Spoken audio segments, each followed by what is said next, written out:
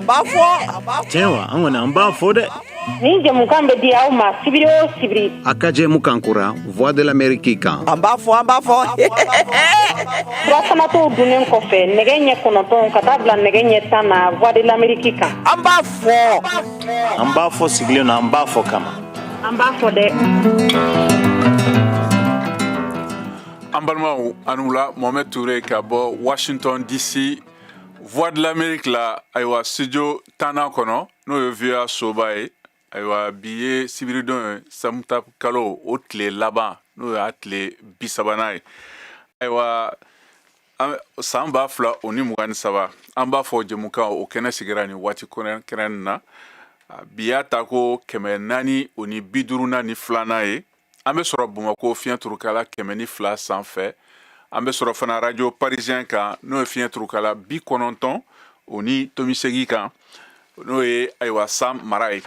an balimaw ani wula an ka foli bɛ an lamɛnbagaw bɛɛ ma Mali kɔnɔ ani Mali kɔ kan an ka bi kɛnɛ an bɛn'o datigɛ ni babu ye min ɲɛsilen bɛ jamanatigisi kalata ayiwa ni jamana fanga furancɛ fanga y'a jira k'a fɔ cikan fɛ min kalanna jabaraniso la ko a kalataw olu kɔni bɔra a dɔgɔkɔrɔ barisabu a kalata tun bɛnnen don ka boloda san wɛrɛ février kalo o tile 4nan na n'o y'a kunfɔlɔ ye a tako filanan fana tun bɛ kɛ a tile 18nan na u y'a bɔ a dɔgɔkɔrɔ ko ka da fɛɛrɛkow kan ayiwa waati wɛrɛ ma fɔ nka famaw y'a jira k'a fɔ ko donnaw nata la u bɛna ayiwa waati wɛrɛ bolodalen di o kalata labɛncogo kan nka ɲininkali bɛ yɔrɔ min na sisan ni latigɛ min taara furancɛ fanga kan a ka kan wa a bɛnnen don wa aw bolo aw yɛrɛ hakilina ye jumɛn ye ayiwa ni latigɛ min kɛra a kɔlɔlɔ a n'a kunkanko bɛna kɛ mun de ye ayiwa sini jamanatigisigi kalafiliko fanfɛla la ani politikiko yɛrɛ jamana kɔnɔna na ayiwa sisan an bɛna fɔli dɔ lamɛn yanni an ka segin ka na an ka dunanw bisimila an ka kuma di an ka lamɛnnikɛlaw fana ma ka bɔ Mali la ani diɲɛ fan 14 na.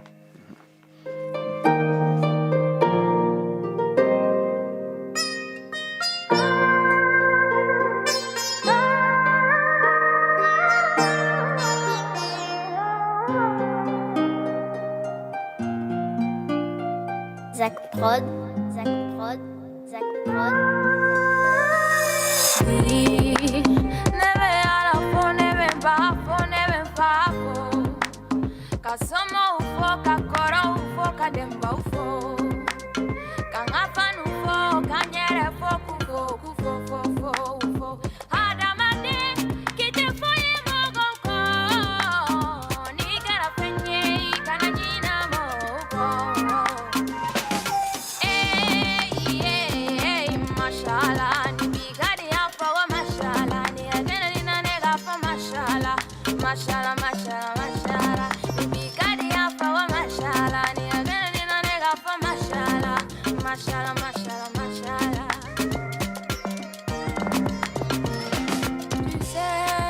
Facile, oui, tu le sais.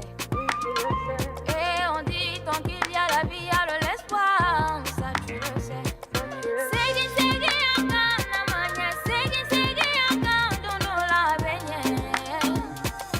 Segui, encore, namanya. Segui, encore, dono la beignet. Découragement tenté, non. Stress con tenté.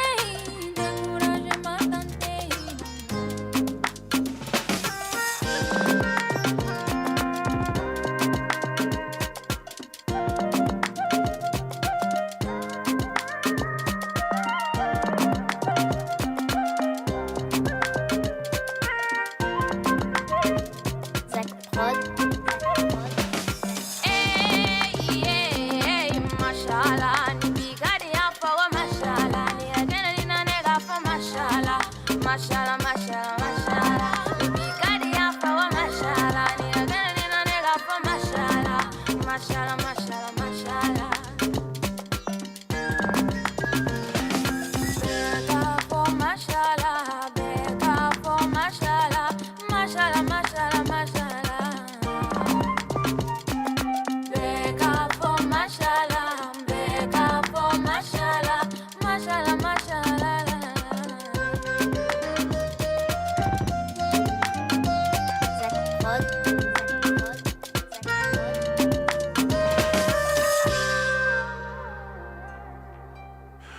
Ayiwa an balimaw an ka foli b'a lamɛnbagaw bɛɛ ma Mali kɔnɔ ani Mali kɔ kan nin kɛrɛnkɛrɛn na aw bɛ an b'a fɔ ayiwa o jɛmukan de kɛnɛ kan aw ka bi jɛmukan o bɛna lase i n'a fɔ kɔrɔlen ne yɛrɛ Mohamed Toure fɛ ka bɔ Washington DC studio 10 la ayiwa bi n y'a fɔ cogo min na an bɛna kuma jamanatigi sigi kalafiliw minnu bɔra u dɔgɔkɔrɔ a kalatɔ ko nin na a tun daminɛna ni latigɛ san 2024 février kalo la o tile 4nan a n'a tile 18nan na ko o bɛnna ka bila kɔfɛ dɔɔni fɛrɛ ko siratigɛ la fanga ka kuma lasela Ablaye Mega y'o fɔ a ka kunnafoni dɔ kɔnɔ min kalanna Mali jabaraniso la ayiwa kunnafonidilaw ye o kun dɔ ye ko minnu bɛ tali kɛ sariya sunba kura o tacogo la ɲina ani kalafili sɛbɛn n'an b'o wele ko liste électorale o lajɛli kan a ka fɔ la fana ko sɔsɔli dɔ fana fɔ Faransi cɛkɛda dɔ n'a bɛ wele ko IDEMIA olu ye laseli min kɛ ko u sen bɛ jate baara nin na n'o ye liste électorale o labɛnni aw yɛrɛ b'a dɔn kalata sɛbɛn ayiwa n'o ye RAVEC fɛn ninnu ye colonel Mega y'a jira k'a fɔ ko jamanatigi kalafili ayiwa o den kura o bɛna fɔ kɔfɛ famaw ko kalata bɛna kɛ waati bolodalen dɔ kan nka a waati kelen o ma ɲɛfɔ fɔlɔ don min na o bɛna kɛ nka politiki tɔn caman o ni dugudenw tɔn n'o ye société civile ayiwa olu kɔni o ye ni kɔtigibaliya ni jalaki aw fɛ yala ni jamanatigi sigi kalafiliw bilali kɔfɛ yala o bɛna don o bɛnnen don wa aw hakilila la mun ye o latigi ni nɔfɛkɔ ye donnaw nata la ayiwa minnu b'a fɛ k'u da don an ka bi baro la o kama a bɛ se k'an sɔrɔ nɛgɛjuru kan o ye 001 202 619 02 70 o tɛ dɔwɛrɛ to dunkan na 0 2 1 2 0 2 6 19 0 1 ani 70 walima a bɛ se ka bataki caman fana fiɲɛ sira fɛ n'o y'an ka Facebook page ye VOA Bambara ayiwa an ka bi dunanw ayiwa kɔrɔlen o ye monsieur Boubacar Bokoum ye ale ye politikima ye o parti n'o ye parti africain pour l'intégration n'an balimakɛ fana Amadou Koita an bɛna tila k'olu ta kɔfɛ n'o ye PS yelen kura ye ni ministre kɔrɔ don ayiwa IBK ka fanga waati la an bɛ tila ka sigidaden jɛkulu maaw dɔw wele Bubu Kabe n'ale ye Buguni duguden tɔnw ɲɛmɔgɔ ye ani Mohamed Mamata Toure ale fana ye faso danbe n'o ye ayiwa tɔn dɔ ye o ka kuma lasela don ani Anko Maliko o y'o ɲɛmɔgɔ ye ka bɔ Bamako an bɛ tila k'olu ta kɔfɛ ayiwa an bɛna daminɛ n'an balimakɛ Boubacar ayiwa Bokoum ka bɔ Bamako ɲininikɛla don politikima don politikitɔn ɲɛmɔgɔ don fana balimakɛ i ni wula an b'a ni wula Toure somɔgɔw don lamɛnbaa bɛɛ ni wula nin waati in na o diyara n ye kosɛbɛ ayiwa an bɛ k'a fɔ cogo min na e ye ɲininikɛla ye nka an bɛ ka taa sira min kan bi o ye politikitɔn barisabu ye politiki ɲɛmɔgɔ ye n'o ye parti africain pour l'intégration ayiwa i bɔra ka famaw ka cikan lamɛn tɛnɛndon n'o ye septembre kalo o tile 25 ye o y'a jira k'a fɔ k'u bɛ waati min na sisan jamanatigi sigi kalata mun kan ka boloda février ko bɔra dɔgɔkɔrɔ k'a da ayiwa fɛrɛ ko siratigɛw la ayiwa a caman fɔra mɛ nka a bɛɛ ma se ka perepere latigɛ ayiwa aw minnu ye politikimaw ye aw ye ni ayiwa cikan ni aw y'o ta cogo jumɛn a y'a faamuya bolo jumɛn kan i bisimila saha mais i b'a ye k'a fɔ d'abord fɛn fɛn ye élection organisation ye cogo bɛɛ la o ye gouvernement ka yamaruya ye donc bi bi in na gouvernement ni autorité indépendante de gestion des élections olu de b'a ko labɛnni kunna donc mɔgɔ t'a kɔnɔ politiquement minnu bɛ se k'a fɔ ko lahaliya mun bɛ yen nɔ exactement o ka structure kɔnɔna na donc ni gɛlɛya b'a kɔnɔ olu de b'a dɔn donc n'u bɔra ka na gɛlɛya fɔ fɛn mun b'u bali ka élection kɛ a dɔgɔkɔrɔ ne hakili la a bɛ faamuya n'o hakilina ye hakilina minnu bɔra kɔnɔ i yɛrɛ bɔra k'olu yɔrɔw fɔ mais o n'a ta o ta fɛn mun ye wari kasabi ye fɛn mun y'a organisation technique ye olu taabolo bɛɛ bɛ maa minnu bolo n'olu ko k'a tɛ se ka bɛn nin waati in kɔnɔna na ne hakili la an kan ka tugu o hakilina kɔ donc anw ka faamuya la olu de bolo b'a la olu b'a dɔn a bɛ ɲɛ cogo min na donc an bɛ baara kɛ ni o hakilina ye k'a sababu kɛ olu de b'a minɛn kɔnɔ fɛn min ye politiki gun hakilina ye o ye élection ka teliya ka kɛ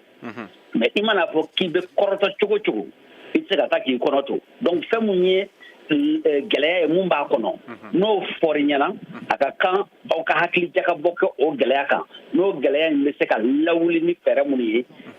hakilina bɛ taa o fɛɛrɛw kan donc anw ka faamuya la report mun fɔra n'a fɔra ko a bɛ bɔ a dɔgɔkɔrɔ waati ni kunkurunin ka tila ka segin ka na hakilina fɔ hakilina mun b'a to waati minnu na élection kan ka kɛ olu bɛ ɲɛfɔ donc anw bɛ faamuya kɛ ka dan o minɛn kɔnɔna na. N'i y'a lajɛ fana an bɛ waati min na sisan kɔrɔlen caman tun ko olu dɔw ye minnu fɔ k'a ma bari u la barisabu nin t'a siɲɛ fɔlɔ ye kalata nin bɛ bɔ a dɔgɔkɔrɔ u y'a taabolo minnu fɔ ka da laban yɛrɛ kan min kɛra salon janvier kalo o tile san 2022 la u ye lahidu ta k'u bɛna a sira ko ni u bɛna ɲɛnabɔ nka n'i y'a lajɛ ko minnu kɛra o waati ka na sisan caman yɛrɛ k'a fɔ ko fama bɛ ka fɛn bɛɛ kɛ nka u tɛ k'u ɲɛsin kalata labɛnni ma nka mɔgɔw sɛnsɛnna min kan o ye jamanatigi a bɛ fɔ a ma cogo jama ɲininkali ka ɲɛsin sariya sunba ma ko n'o sera ka boloda mali kɔnɔ mun b'u bali ka jamanatigi kalataw fana boloda o kɛcogo kelen na e bɛ se ka mun fɔ o yɔrɔ fanfɛla la. Bon, bɛɛ n'i ka faamuya cogoya don mais faamuya kɔnɔna na anw bolo référendum ni mɔgɔ sigi tɛ kelen ye parce que référendum tɛ mɔgɔ ye o ye bɛɛ jɛ fɛn de ye mais ni fɛn nana mɔgɔ ko la o de ka gɛlɛn kosɛbɛ parce que i bɛ ɲɛma ta an bɛ siran yɔrɔ min ɲɛ o ye an kana na fɛn dilan fɛn mun bɛ tila ka an yɛrɛ dun an b'a dɔn k'a fɔ jamana in sera lahalaya mun na élection ko de y'an s'a ma donc ni o sugu bɛ nalen a kan ka filɛ ji ɲɛma jɔlen na fɛn mun b'a to ni élection kɛra kɔlɔlɔ kana y'a kɔfɛ ni référendum kɛra ni furugufuruguninw yor'o la o tɛ maa tɔgɔ ye o ye bɛɛ jɛ fanga taabolo sariyaba ye o bɛ se ka kɛ bɛɛ dun b'a dɔn fana a kɛra gɛlɛya mun kɔnɔ an bɛɛ b'o dɔn papier minnu fɔra i ye fichier électoral ni fɛn minnu fɔ bɛɛ b'a dɔn k'a fɔ olu kɛra gɛlɛya dɔw kɔnɔ mais mɔgɔw sɔnn'a ma an ka taa ɲɛ mais e hakili la bi n'a fɔra ko ka président ta o yamaruya kɔnɔ mɔgɔw bɛ n'a fɔ ko jɛra n'o ye ou bien n'a fɔra ko ka élection wɛrɛ kɛ o minɛn kɔnɔ ko mɔgɔw bɛ jɛna n'o ye ne hakili la a bɛ na ni gɛlɛya ye parce que o ye mɔgɔ ko ye parti politigiw tɛ se ka bɛn o kan o bɛ na ni gɛlɛya wɛrɛ ye donc n'u ye o gɛlɛya in ɲɛsigi k'a fɔ k'u bɛ fɛ ka o ko sɛgɛsɛgɛ ka na ni minɛn ye minɛn mun b'a to kɔlɔlɔ tɛ ye élection kɛlen kɔfɛ mun b'a to an tɛ ɲugun élection na ne hakili la ni baara bɛ ka kɛ n'o hakilina ye ne hakili la o tɛ baasi ye o ne ka faamuya cogo ye mais politiki gun kan bɛɛ n'i ka faamuya dɔn parce que dɔ ta ye fanga ko ye dɔ ta ye jamana ko ye dɔ ta ye yɛrɛ ko ye donc bɛɛ b'i yɛrɛ ye i ka minɛn kɔnɔna na mais ne kɔni ka faamuya la ni jamana ɲɛmaw bɔra k'a fɔ ko nin gɛlɛya de bɛ yen an dun yɛrɛ bɛɛ b'a dɔn o ye tiɲɛ ye fichier électoral ni kabini référendum bɛ kɛ an b'a dɔn k'a fɔ a lahalayaw man ɲi mais an y'a ye k'a fɔ jamana bɛ gɛlɛya mun kɔnɔ an ka tɛmɛ o kan an ka taa ɲɛ parce que an mago bɛ sariya kisɛw la pour que an bɛ se ka bɔ nin gɛlɛya in kɔnɔna na maintenant an nana se présidentielle ma parce que présidentielle nin fana bilakun ɲɛfɛ o ye de k'a bɔ transition kɔnɔ pewu a kuma misɛnnin ka dabila an ka se ka transition kun cɛ n'a fɔra o la ko minɛn bɛna sigi pour que k'o ko fɛsɛfɛsɛ ka ɲɛ pour que gɛlɛya kana ye o sigili la ne kɔni hakili la o ye baara taabolo ɲuman ye an welela a taabolo ninnu caman na ka hakilinaw ta mais a mana kɛ cogo cogo hakilina bɛɛ tɛ se ka ta parti politigiw tɛ a fɛn yamaruya maaw ye maaw de sigilen don a kama parce que i b'a ye hali ni i bɛ élection normale kɔnɔna na parce que nin na an bɛ exceptionnel kɔnɔna na mais hali ni bɛ élection normale kɔnɔna na maa min taara i ka programme kɔnɔ maa tɛna se k'i bila minɛn wɛrɛ kɔnɔ mun t'i yɛrɛ ka minɛn ye o kɔrɔ ye mun ye i ka projet n'i nana n'a ye i bɛ taabolo min ta a tɛ k'i ma wajibi ye ko diyagoya parti politique wɛrɛ b'a ka hakilina fɔ k'e b'o don ba la ou bien opposition b'a ka hakili ta ko e b'o don ba la o bɛ dépend i yɛrɛ ka faamuya ani i ka mɔgɔ farankan bɛ lahalaya mun kɔnɔ i ni jamanaw bɛ ka taabolo mun kɔnɔ ani jamanadenw yɛrɛ bɛ k'i ka programme faamuya ni hakilina mun ye donc ne bolo bi jamanadenw fanba ye de jamana ka basigi jamana ka suma jamana kolo ka suma o de ye jamanadenw fanba ka hakilina ye donc n'an b'o minɛn kɔnɔ fɛn kan ka bila sira kan pour que ka o lafiya nati pour que jamana bɛ sumaya cogo min na ne hakili la an bɛ baara kɛ n'o hakilina ye o ye anw ka parti kɔnɔ anw ka faamuya cogo ye. Ayiwa i bɛ to nɛgɛjuru kan an balimakɛ saba bɛ nɛgɛ kan u b'a fɛ ka kuma an balimakɛ karamɔgɔ Togola ale bɛ nɛgɛjuru kan an bɛ sɔrɔ ka Usumani Kojo ni Umaru Jara ta Togola i ni wula karamɔgɔ tulo bɛ na allo Togola i tulo bɛ na ayiwa an bɛna kuma di Usumani Kojo ma n'a tulo bɛ na Togola i tulo bɛ na ayiwa i ni wula somɔgɔw bɛ di nba i ni ce ayiwa an bɛ ka kuma kalata minnu bɔra u dɔgɔkɔrɔ ani an balimakɛ Bubakari Bokum ale y'an ka dunan ye a b'an bolo yan ayiwa hakilina jumɛn b'a fɔ ayiwa kuma b'i bolo i bɔra ka kɔrɔfɔkan mɛn sisan ayiwa hakilina jumɛn b'a bolo kalata t'a fɛ ne hakilila kalata bɔlen a dɔgɔkɔrɔ ne hakilina ɲuman de don cogo di hakilina ɲuman de don ka d'a kan an bɛ waati min na ko bi maliyɛn fanba bɛɛ ka laɲini ye jamana kolosumali de donc n'i y'a mɛn élection jamana de b'i bolo jamanadenw de bɛ minnu ba sigilen don minnu hakili sigilen don bon n'i ye jamana ta ka lajɛ bi i b'a ye jamana fan caman bɛ yen bi hakilisigi tɛ yen donc c'est vrai que autorité ye min fɔ u ye raison technique de évoqué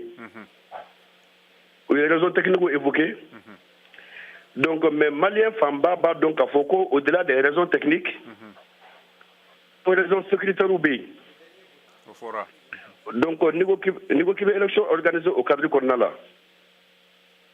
a bɛ se ka kɛ sababu ye ka na ni furugufurugu dɔ ye jamana kɔnɔ tuguni parce que hali mɔgɔ minnu b'o fanga ɲini ko la bi n'i ko ko u ka bɔ ka taa campagne kɛ yɔrɔ bɛ yɔrɔ la mɔgɔ b'u la minnu tɛ se ka se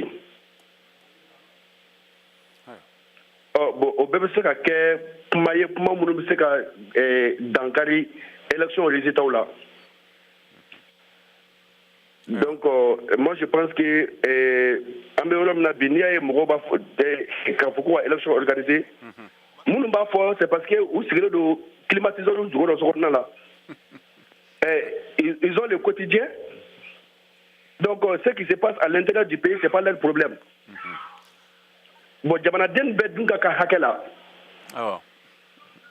jamanaden bɛɛ ka kan hakɛ la jamana tɛ yɔrɔnin kelen ye jamana ka bon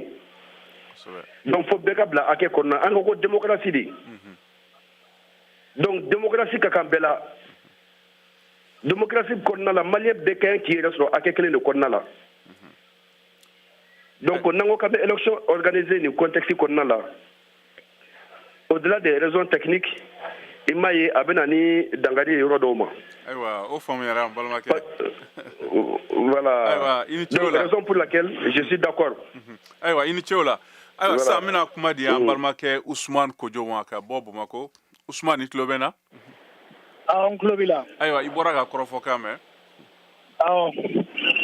ayiwa ɲininkali b'i fɛ wa walima hakilinata jumɛn b'i la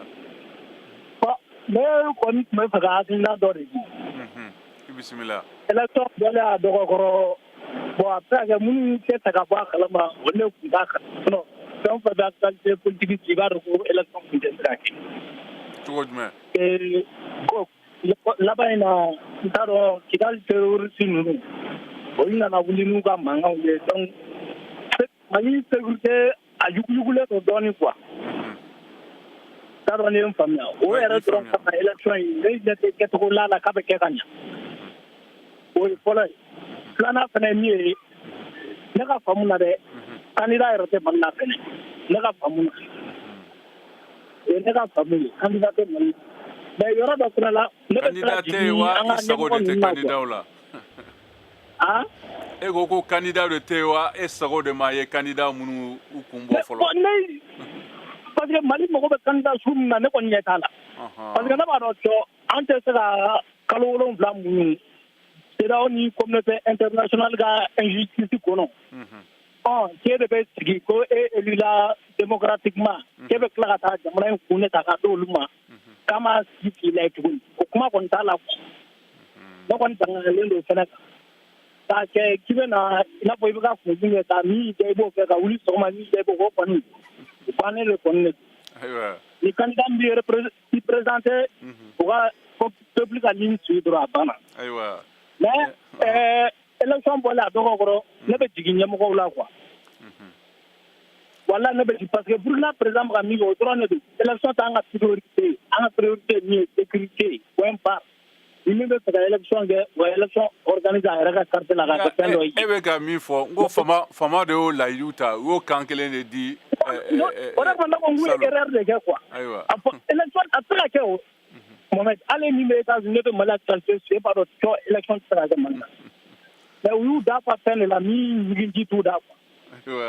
ko ni fɛn dɔ balabala ka d'anw ma élection kɔni o kɔni n'a sinɛ u ka fɛn dɔ balabala k'o d'a ma an k'an sigi k'o filɛ. o balabalalen bɛ se ka dun wa. mais u bɛ kuma balabalalen de fɔ ni kuma balabalalen bɛ taa balabalalen bɔ ka d'a ma dɔrɔn sinon ne kɔni ne tɛ kɛcogo la jɔn bɛ se ka taa bi kɛlɛ bɛ ka kɛ yɔrɔ min na k'a ta Gao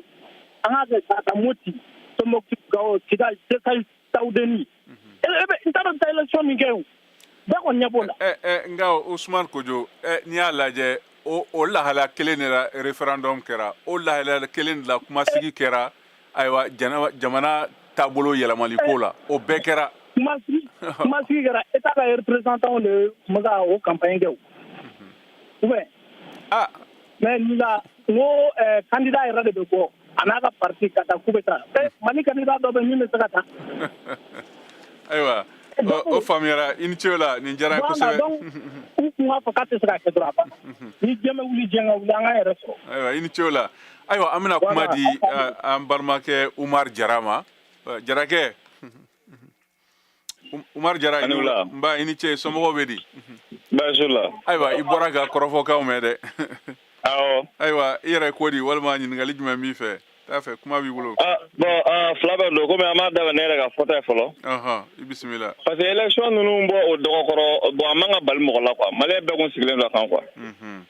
de vu que ne mɔgɔ min yɛrɛ sigi ka référendum la e b'a référendum date poussé la o y'a poussé k'a fɔ ko ko ma se ka sigi sen kan ka bɛn ne date n'o ye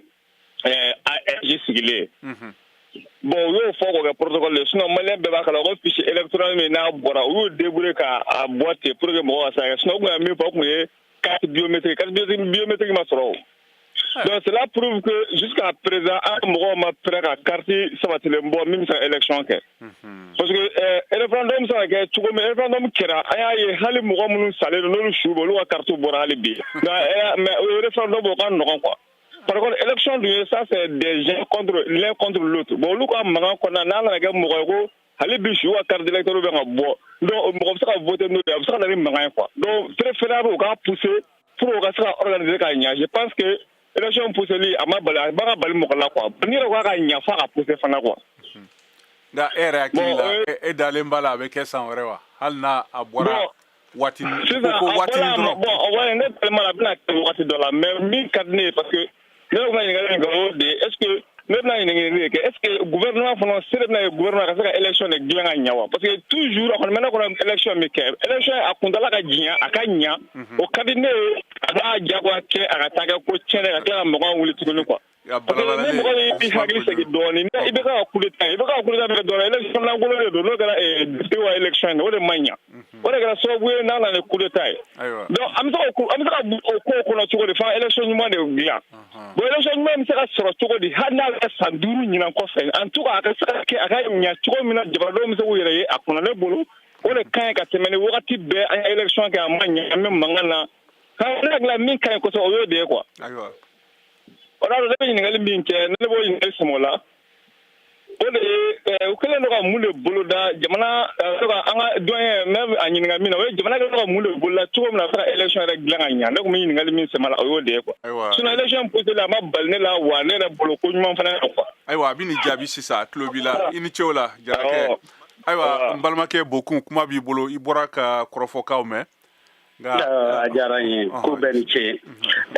ne ka faamuya ye mun ye fɛn fila de bɛ élection organisation na fɔlɔ o ye lakana yɔrɔ ye o baaraw bɛ sen na hali n'u da ma maga la baaraw bɛ sen na an b'a dɔn k'a fɔ MINUSMA kan ka taa ka bɛn décembre kalo sadi ma donc fɛnw bɛɛ bɛ bila o minɛn kɔnɔ à partir de décembre ça veut dire quoi ni MINUSMA taara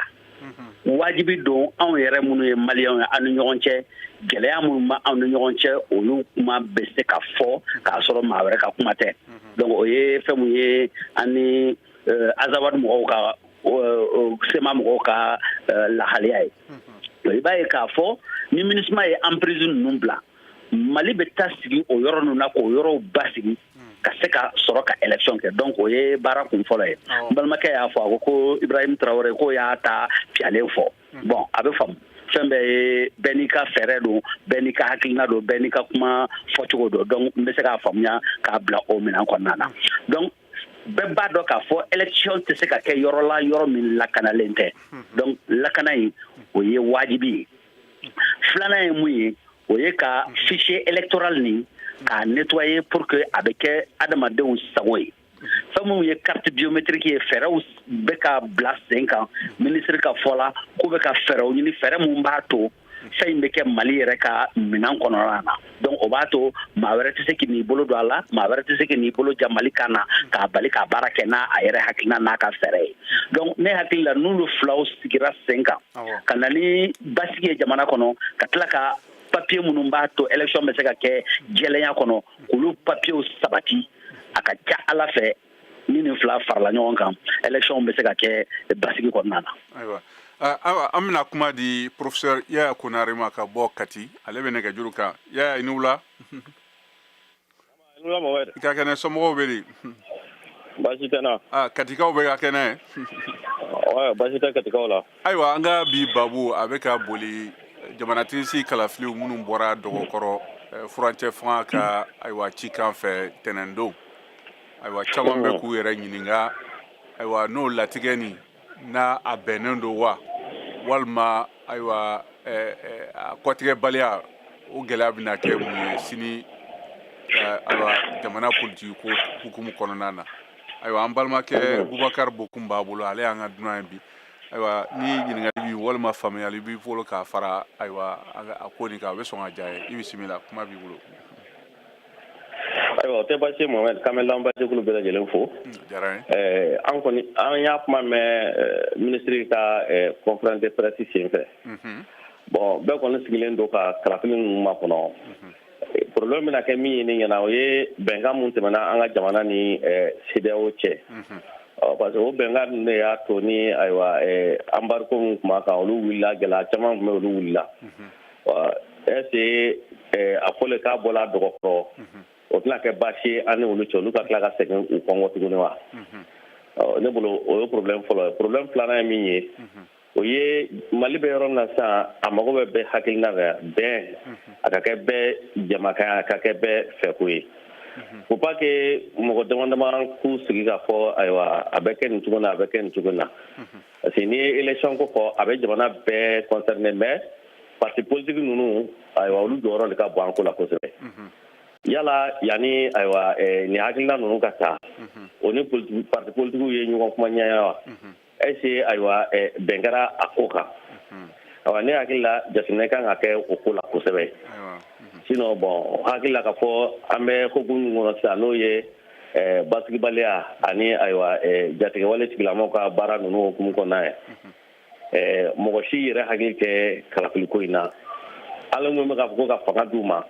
an bɛ cogo min na sisan n'i y'a d'u ma k'i sen bɔ a la caman bɛ yen olu bɛ siran a ko ɲɛ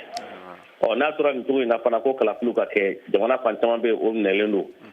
kalafili tɛna se ka k'o yɔrɔ la hali ni mɔgɔw b'a fɔ ko référendum kɛra nka référendum ni o enjeu ni présidentigi enjeu tɛ kelen o parce que référendum na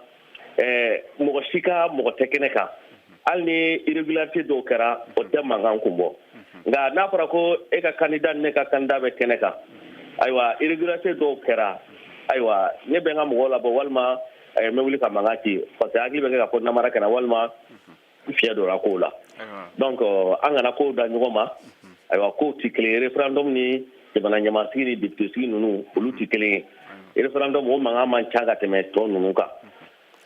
sinon an kɔni mago bɛ basigi de la nka Mohamed problème yɛrɛ kɔni ye min ye terrorisme kɛlɛ filɛ nin ye mɔgɔ t'a ban kuma dɔn n'i ko il faut que kɛlɛ ban pepewu ka jamana basigi pepewu ka tila ka kalafili kɛ ka fanga di mɔgɔw ma e b'o ban kuma dɔn wa a bɛ ban san 2 wa a bɛ ban san 3 a bɛ ban san 4 wa est ce que mɔgɔ b'a ban kuma dɔn ayiwa i ni ce ne k'i mankan suma sisan cogo min na est ce que n'an continuera nin cogo in na mɔgɔw makunnen na to o cogo la wa ayiwa fo hakilimɔgɔw de ka jateminɛ kɛ nin ko ninnu na bɛn ka kɛ ko la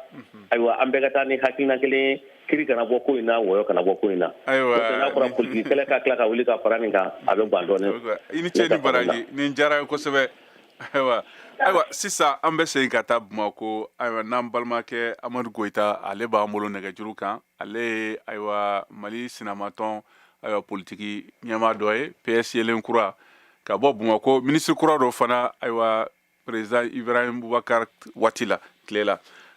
ayiwa n balimakɛ i ni wula Goyita an b'a ni wula k'aw bɛɛ fo Ture an n'a lamɛnnikɛlaw bɛɛ o diyara n ye kosɛbɛ i ni ce o la ayiwa an ka bi babu an bɛ ka kuma ayiwa jamanatigi si kalafili minnu bɔra dɔgɔkɔrɔ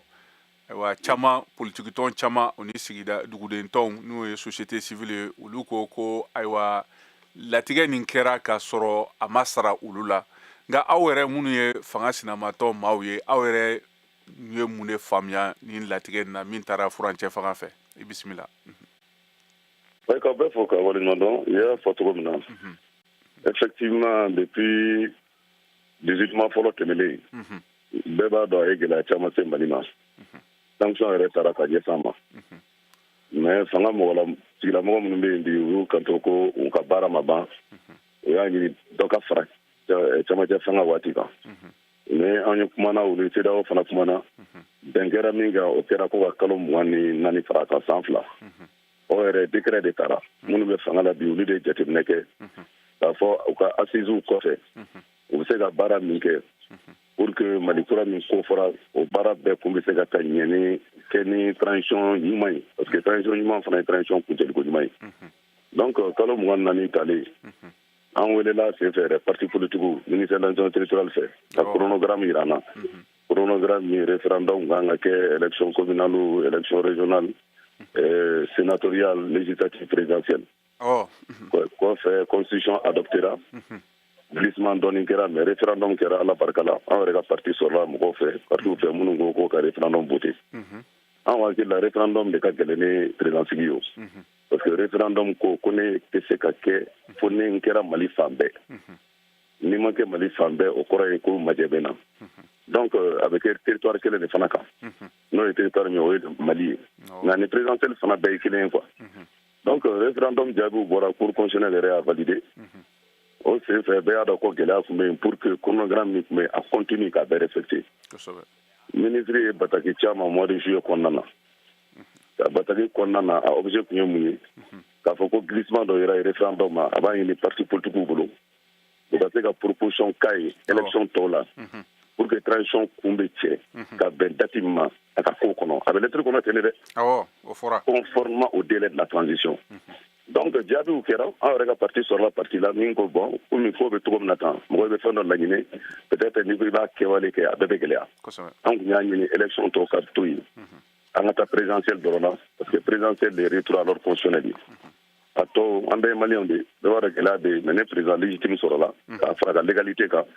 a b'a to fanga bɛ don a la min b'a to a bɛ jamanadenw fara ɲɔgɔn kan communauté internationale fana b'olu mobiliser parce que gɛlɛya man da la terrorisme kɛlɛ maa kelen kɛlɛ tɛ diɲɛ bɛɛ kɛlɛ de don donc réunion kɛra o yɛrɛ sen fɛ réunion sen fɛ an dabali banna an y'a ye réponse dɔw sɔrɔla ko parti 14 ou 15 k'u ko ka transition prolongée de 3 à 18 mois mais an m'o faamuya parce que normalement o ye hors sujet de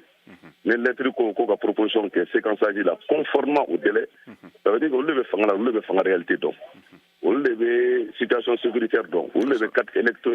carte sécuritaire électorale interrogée donc dɔw fɔra anw ye kalo 2 après ni gɛlɛya nana an bɛ jamana de kɔnɔ Mali ni y'an bɛɛ de ta ye kulukɔnɔmɔgɔ bɛ ŋaniya ye kelen a kun ka kan fɔlɔ an ka wele k'a fɔ an ye an ye nin layidu ta an ka fɛɛrɛ kun ye min ye an ka bɔ transition kɔnɔ an ye engagement ta cogo min na nka an ye nin gɛlɛya yɛlɛ an ye nin y'a la an b'a ɲini aw fɛ an k'a lajɛ an bɛ se ka fara ɲɔgɔn kan cogo min na n'an bɛ se ka mini fara kan pour que élection ɲuman ka kɛ o si ma kɛ an wulila lundi sɔgɔmada fɛ dɔrɔn k'a mɛn ko maliden tɔw k'a fɔ ko gouvernement ye gɛlɛya dɔw nana min yɛrɛ fɔra surtout aspect min fɔra o de y'an dabali ban parce que bɛɛ b'a dɔn mois de septembre gɛlɛyara kosɛbɛ insécurité bonyana attaques cayara donc non do on pouvait dire que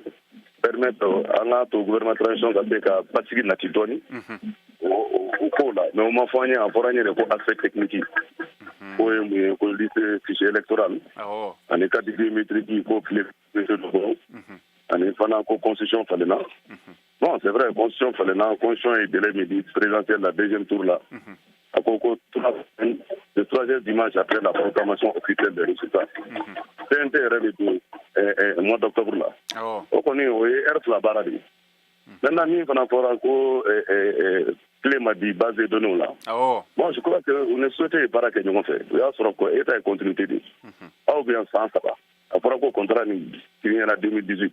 aw n'u ye baara kɛ 7 milliards sarala k'a tɔ tora 5 milliards ye bon je crois que jamana kɔni ka ko ka bon ma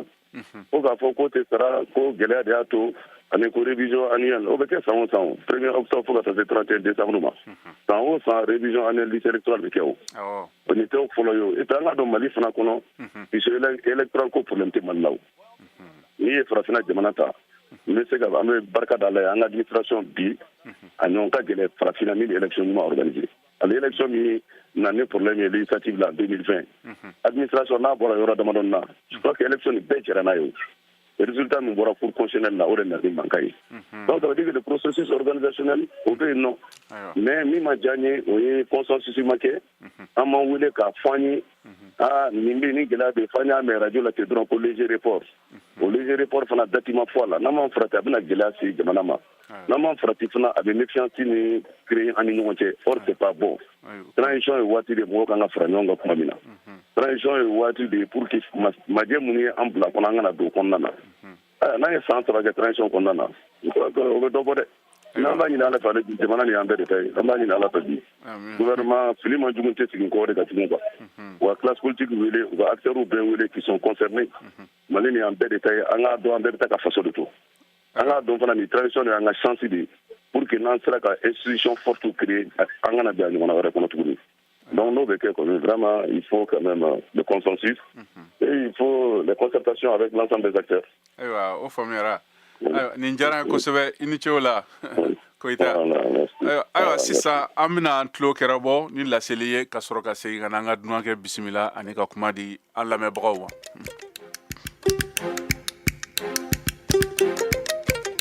Zach Prod.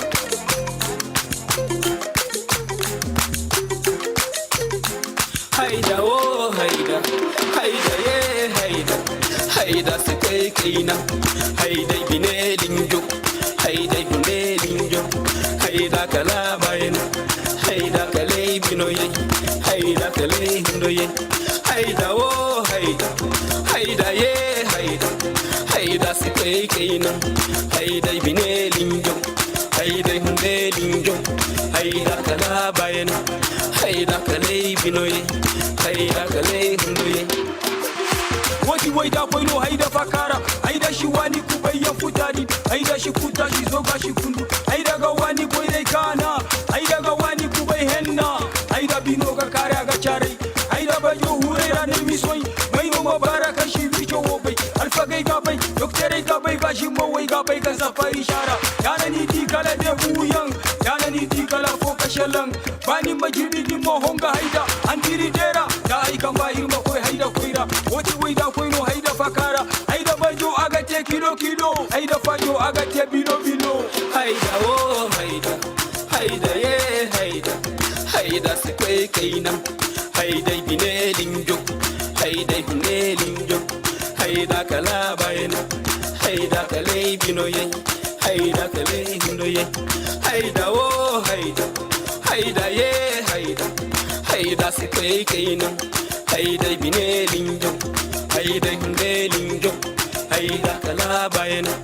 haida kale binoye haida kale hundoye musai se ni haram makanene ni diraga kanene yeni taga kul makanene ni moro gaidan ni shemne gaidan ni kano gaidan ni chewe furebo ni bongo furebo.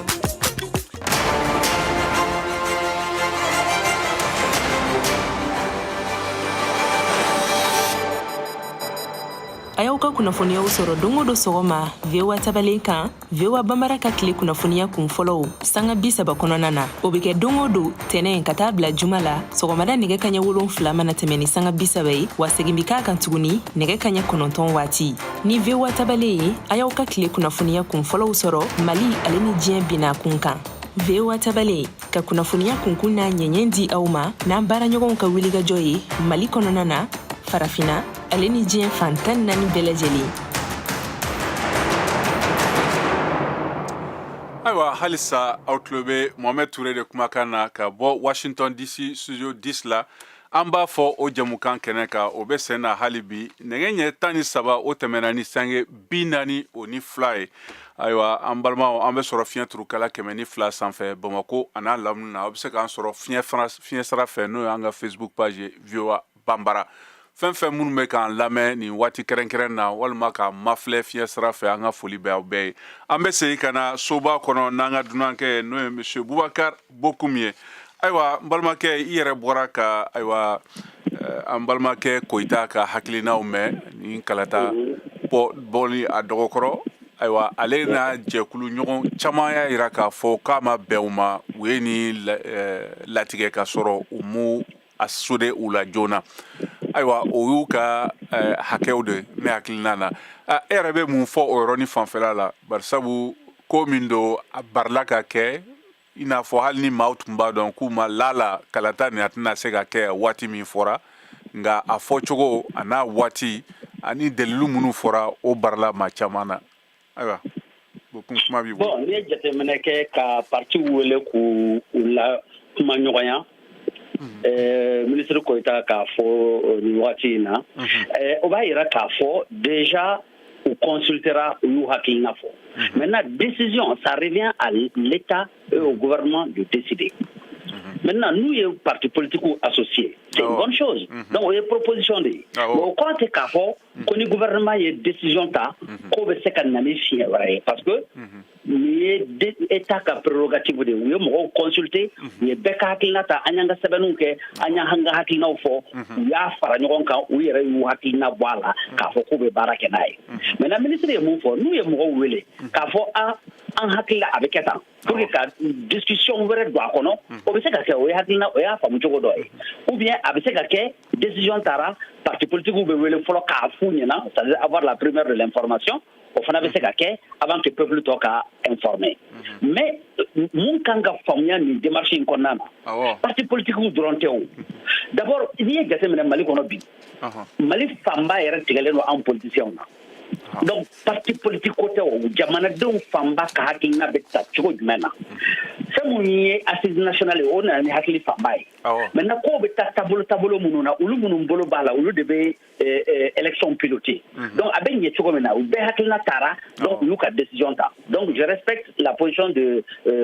PS Yelen Kura u y'u ka hakilina o ye faamuya ye mais ne bolo a tɛ na ni tiɲɛni ye hakilina kɔnɔna na an ma ladɔnniya joona o ni taabolo mun fɔra o man ɲi ne hakili la olu tɛ kuma kelen ye an kan ka ladɔnniya o ka ɲi n'an kumana ɲɔgɔn fɛ o ka ɲi kosɛbɛ mais k'a fɔ ko ni e kuma ma kɛ e fɛ k'o kɔrɔ ko baara mun bɛ kɛ k'o man ɲi ou bien o tɛ ɲɛ ne hakili la o fana ye kuma wɛrɛ ye donc ne bolo an ka taa essentiel la fɛn mun fɔra substance mun b'a kɔnɔ communiqué in yɛrɛ kɔnɔna na laɲini mun b'a kɔnɔ est ce que o laɲini a ka ɲi Mali ma wa a man ɲi Mali ma donc an bɛ taa o de kɔnɔ ne bolo an bɛ parti politique ye mais an ye jamana fan fitinin de ye ayiwa an balima tɔw i bɛ hakɛ to an balima fila bɛ hakilinaw bɛ taa i bɛ hakɛ to an balima fila bɛ nɛgɛjuru kan u b'a fɛ ka kuma i fɛ ayiwa an balimakɛ Randal Faraji Traoré ale bɛ nɛgɛjuru kan ni Aziz Jara Randal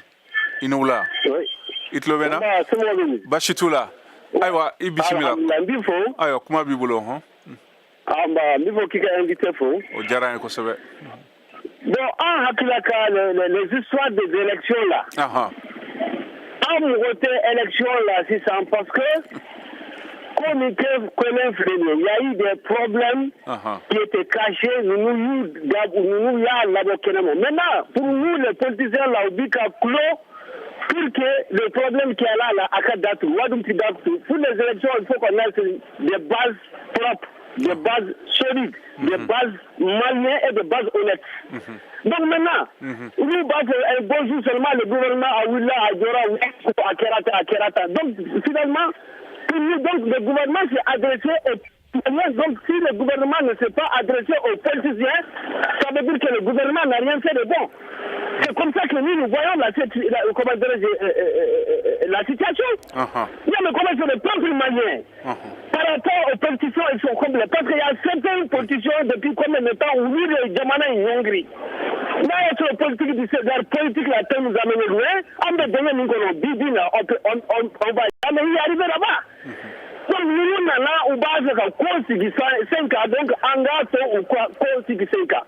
Pression feuille, nous, politiciens, nous, pression feuille, canato,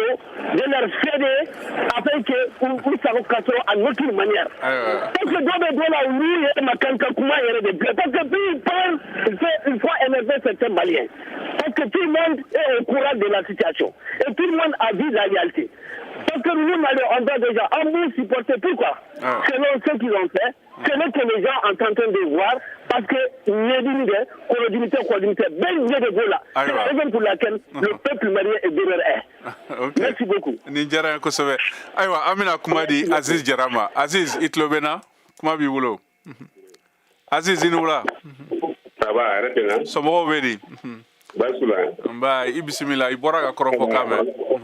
Il y a pas de problème. Tous les ans, Mba, Akara Foma, Inichola. Ouais. Bismillah. Bon, Korofo, ne me dis pas Korofo là. Ma foi, parle de politique ou Katabali quoi. Améliorer mina tano, moi si tu le minute, ni ibe s'entendre seguir sans fait.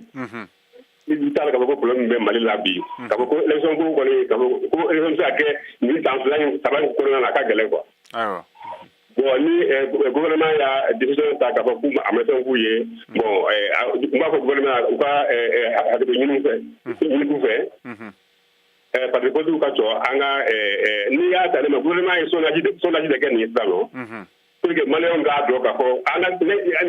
pas pour Maléon Mino, on a voulu gagner le capot, bien quand mais capot, amédise, sans la para, transition pour que le côté engagé de manière sécurisée, tango, élection d'affaires à Mali, de Caille à Kidal. O le ka ngania e bo donc ni malien mu famuya angu famuya na do famuya ni ba ko anga famuya pour que de malien bi sera libéré parce que sinon ni ay de malien di position ma salon et que anga tla ka daba ga bi mo ko de la an mu décider kuma ke la de aywa anga bo do anga sans la para transition ga ka bara ke ko ka de malien au final de la sécurité 100% mais à 80 à 90% nous que la am se élection ko aywa o jara ko ini chewla o jara aywa sisa mina kumandi ambalma ke Mamadou Kalapoma Kalapo itlobena awante bila aywa ibismillah kuma bi bolo okay anula ba ini che o jara aba anche ta fait wa itlobila aywa kuma bi bolo bon ne bolo gouvernement est a foli min ke a ɲɛna quoi cogodi parce que u y'a foli min kɛ k'a fɔ ko a tɛ se ka kɛ ka bɛn a waati ma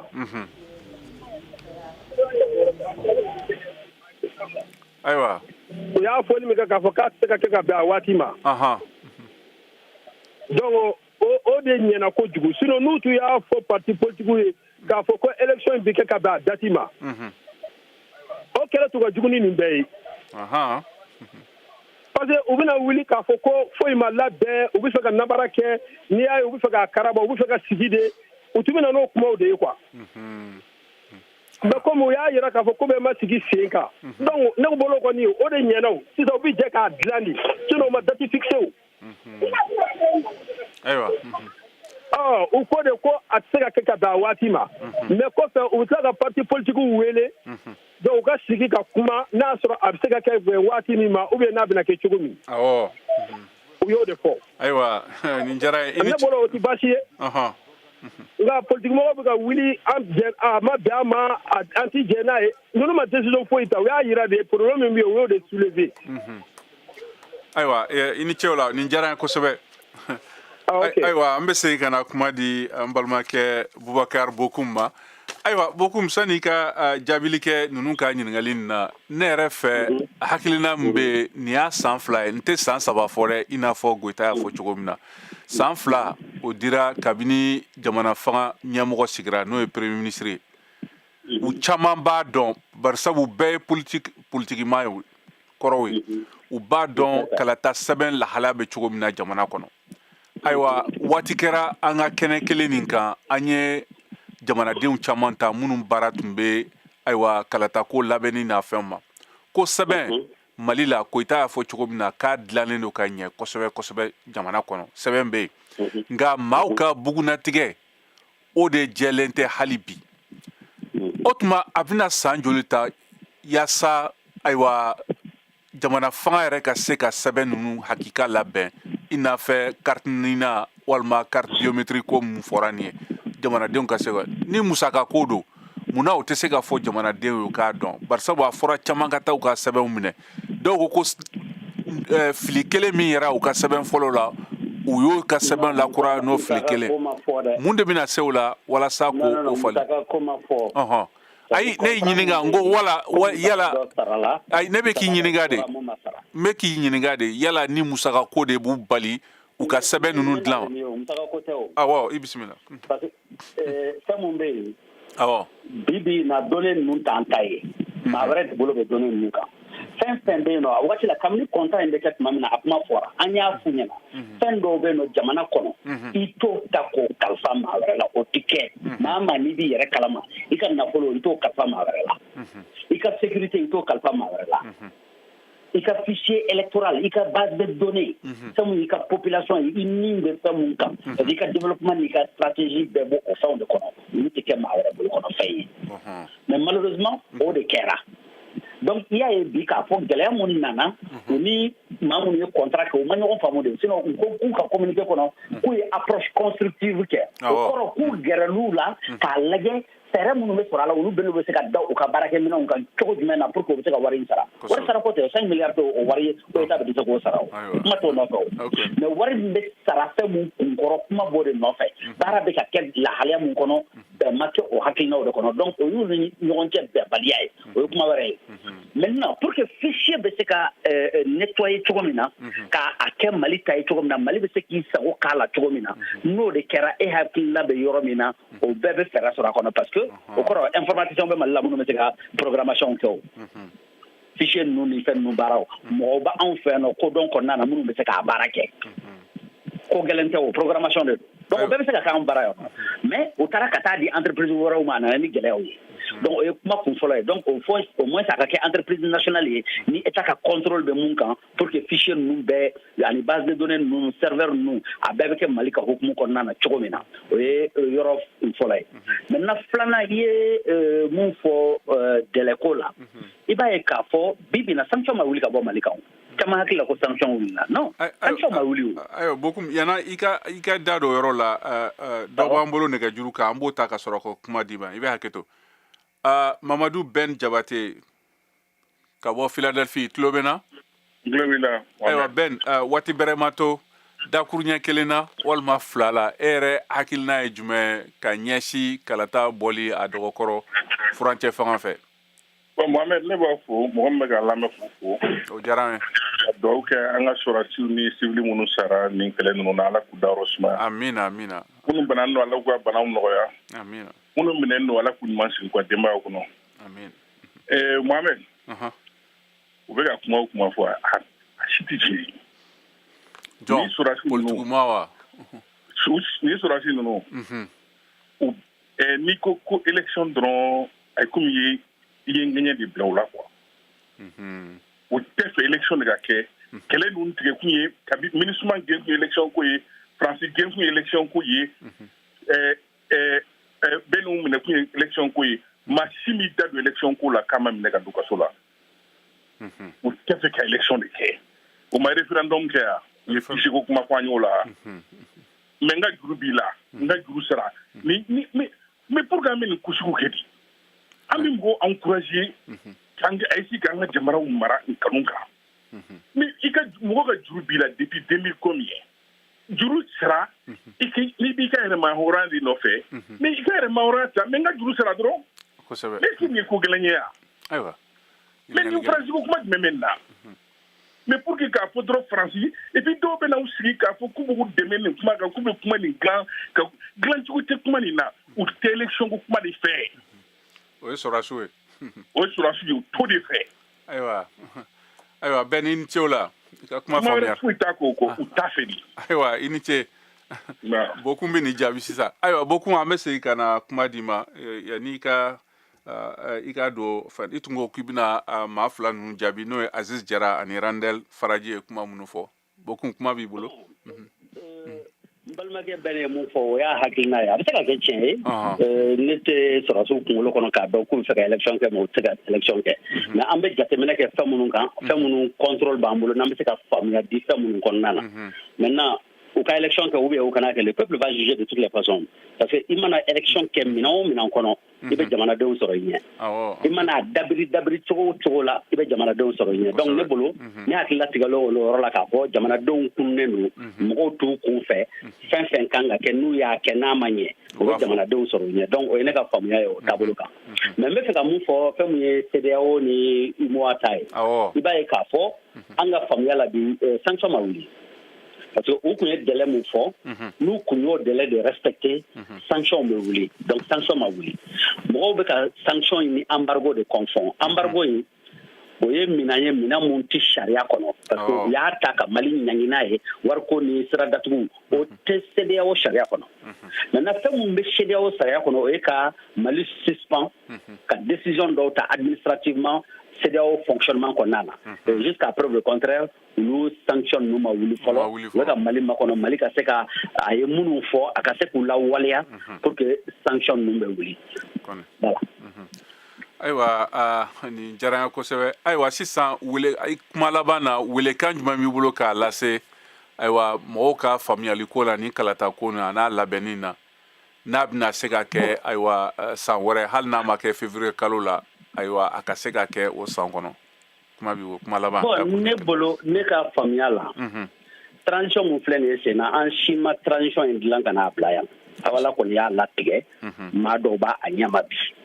o ye jamana yere tabulo mais an beye yera ma do la nyini wati do konna donc ni ala nana kana nani o sira mu fe ne hakilla an be kan ka ambulo di nyoma pour que o latige abe se ka kel latige ko mbani bibi na transition mo be sena na mambulo di nyoma ka fere nyini abe se ka kunche ko nyuma na chogomina amena shuko ayera la donc ne bolo sorasi côté équipe mo be no o côté se mo be sena bi o ye anga jamana yɛrɛ bɛ se ka makaran ni hakilina jumɛn ye ni fɛɛrɛ jumɛn ye ni hakilina ɲuman bɛ maa min na ni fɛɛrɛ ɲuman bɛ maa min bolo pour que an bɛ se ka bɔ nin kɔlɔlɔ in kɔnɔ nin gɛlɛya ninnu kɔnɔ ne hakilila nin ye wagati ye an bɛɛ kan kan hakili to mali la an bɛɛ kan kan ka hakilinaw di pour que nin transition ye an kana ɲɔngiri ko cɛcogo la sabula ni maa min hakilila bi ko ninnu de bɛ bi ni transition ye binna bi oye maliko bane ala kan kiso toraba amina ini chewla ni njara ko sebe anga foli ban laben bagaw be ba malikono ani maliko kan ni jamukan ala bena abalmake Cheikh Chorofe na ekrefe jurutumba balmake Rob McLean bulu ni jamukan la sara ma nere Mohamed Touré fe awni che awkatluma jola awkambe sibiri werela mashallah ni bigadi afa wa mashallah ni agena ni nega fa mashallah mashallah mashallah mashallah ni bigadi afa wa mashallah ni agena ni nega fa mashallah mashallah mashallah mashallah tu sais c'est pas facile